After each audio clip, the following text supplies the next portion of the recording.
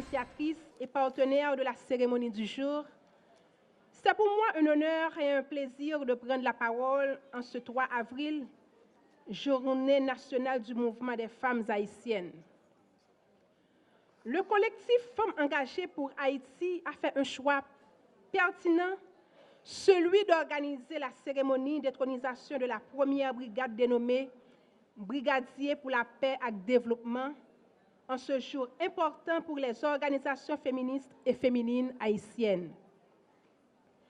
Cette date ramène la première grande mobilisation des femmes dans toute l'histoire d'Haïti. Oui, le 3 avril 1986, plus de 30 000 femmes haïtiennes à travers le pays ont revendiqué l'égalité de droit, le droit à la parole et leur implication dans la vie sociale en vue de défendre leurs intérêts stratégiques. Ce moment historique a été le coup de redémarrage du mouvement des femmes haïtiennes lancé en 1934 par la Ligue féminine d'action sociale et qui a obtenu le droit des femmes de se présenter aux élections en 1944 et le droit de vote en 1950, même s'il a fallu attendre l'année 1957 pour être autorisées à choisir leur président. Sous le régime de Duvalier, certaines militantes féministes connaissent la prison et l'exil. Elles sont revenues au pays après le départ de Baby Doc en février 1986, mobilisant toute leur énergie pour relancer le 3 avril de la même année cette grande marche féministe historique qui a valu plusieurs acquis dans le cadre de la promotion et la défense des droits des femmes, notamment la création du ministère à la condition féminine et aux droits des femmes, la loi du quota d'au moins 30% de femmes dans tous les espaces de décision de la vie nationale, la loi sur la paternité, maternité et filiation, le décret-loi de 2005 criminalisant le viol, la politique d'égalité hommes-femmes 2014-2034, et j'en passe. Mesdames, Messieurs, ce rappel historique du mouvement des femmes haïtiennes nous permet de comprendre que l'esprit du 3 avril émanant de la lutte des féministes de la Ligue féminine d'action sociale est resté vivace au sein des organisations féministes et féminines actuelles qui aujourd'hui continuent d'être à l'avant-garde en vue de l'amélioration de la condition féminine en Haïti. Par ailleurs, l'initiative du collectif Femmes engagées qui nous réunit aujourd'hui témoigne l'engagement et la détermination des femmes haïtiennes à intervenir pour le rétablissement de la paix et leur implication dans le processus de développement du pays.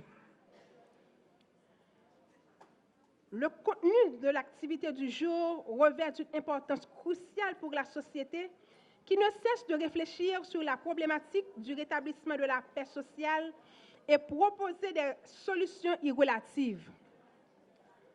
En choisissant de former les femmes et créer cette brigade, le collectif Femmes engagées pour Haïti a compris l'urgente nécessité de prévenir les conflits au sein des communautés vulnérables, de dialoguer, d'échanger afin de trouver ensemble une réponse ambitieuse aux problèmes d'ordre sociopolitique et économique qui rongent la nation. Monsieur le Premier ministre, je souhaite avant tout remercier en tant que président du CSPN pour les efforts assez remarquables consentis ces derniers temps par rapport aux réponses appropriées en vue de l'amélioration des conditions de sécurité dans les rues. Je souhaiterais aussi exprimer mon soutien aux efforts entrepris par le gouvernement pour lutter contre ce phénomène qui perdure. Oui, le gouvernement en a bien conscience et c'est l'une de ses grandes priorités, rétablir la sécurité et la paix dans le pays. Par ailleurs, l'on comprend que les défis liés à cette situation sont énormes et requièrent l'attention de toutes les filles et fils du pays. Les femmes le savent et se battent chaque jour pour le plein exercice de leurs droits. En ma qualité de ministre à la condition féminine et aux droits des femmes, j'applaudis l'initiative du collectif Femmes engagées pour Haïti de mettre sur pied une brigade de 50 femmes devant accompagner les communautés dans ces moments difficiles. Ce programme d'apaisement social peut contribuer à l'amélioration des conditions de vie des populations déplacées, particulièrement les femmes.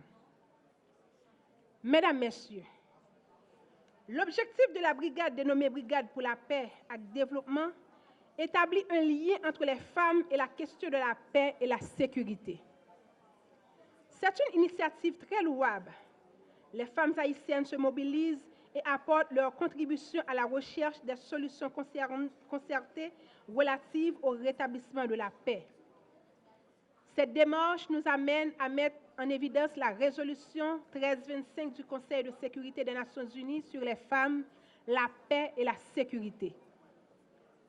La résolution repose sur 4 piliers.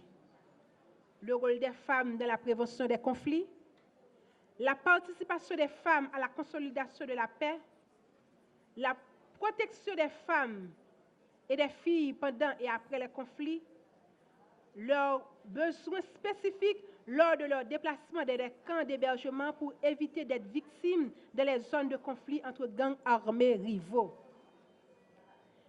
Cette résolution du Conseil de sécurité a souligné qu'il convenait que les femmes prennent une part active et réelle à l'établissement de la sécurité et à la consolidation de la paix. C'est ce que vous êtes en train de faire, mesdames, bravo.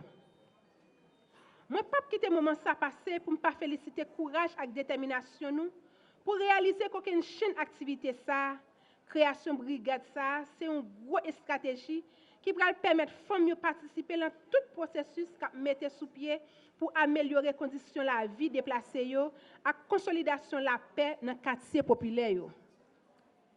Démarche ça montre à clair réseau et organisation femmes, membres collectifs, femmes engagées pour Haïti, déterminer bataille pour droit gagner pour vivre avec droit pour joindre la paix qui c'est droit fondamental moun, particulièrement droit fondamental femme.